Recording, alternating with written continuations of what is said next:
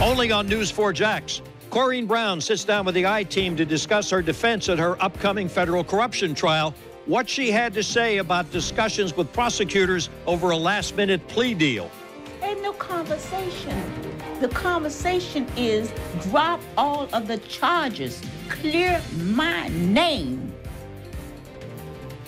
For the first time, the former Congresswoman is offering an explanation of her involvement with a questionable charity prosecutors say she abused and used as a personal slush fund. Her indictment last summer likely contributed to her defeat in her bid for re-election last November, and next month, the government's case could cost her her freedom. The other two figures in the case have each taken a plea deal, but Brown told I-Team investigator Lindsey Gardner the case is actually just smoke and mirrors. Lindsay? Well, Tom, Corrine Brown and her attorneys say this is solely a circumstantial case. They believe there is no evidence to tie her to any direct knowledge of this fraud.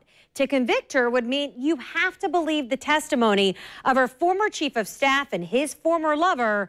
Both, they believe, are lying in order to save themselves. It's bull.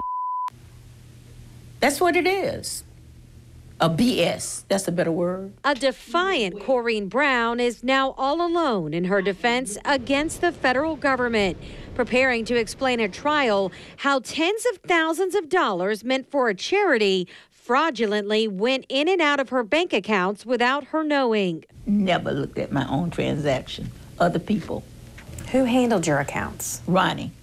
Ronnie ran my office. So did you trust the wrong person?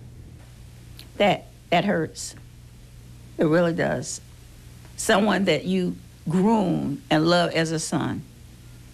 Maybe I just didn't give him up enough backbone. Or, you know, he had a sorry attorney. Her former chief of staff, Ronnie Simmons, took a plea deal last month admitting guilt. He'll testify against her at trial.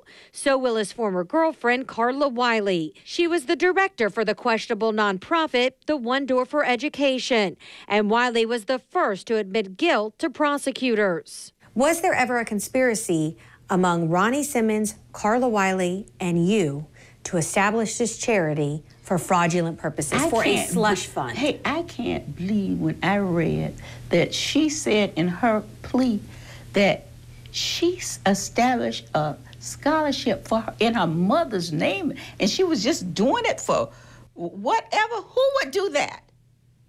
I'm sorry. Absolutely. And I can count the number of times I've ever talked to her on one hand. I'm sorry. She's not anybody I know. I stand by that. I just want to believe it was sloppy bookkeeping. And I don't think it's a criminal offense.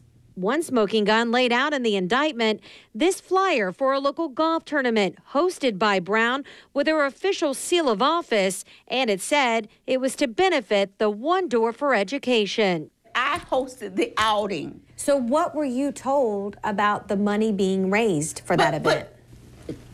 Are you familiar with Sawgrass? Yes, ma'am. Okay, then you know it wasn't no money raised. At the end of the activity, if it don't raise no money, then you don't have any money for other things. But is that fraud? Because that's what the prosecutors are alleging. And that's what we'll see in court. That trial is now less than a month away. If convicted, she faces a maximum of 357 years in federal prison. But a jury trial is a gamble Brown is willing to take. Are you trusting that at least one juror loves Corrine Brown? Not one, 12. I'm looking for all 12. One. Well, it only takes one to get you. That's right. No, that's not good. I want 12. I want affirmative. I want my name cleared.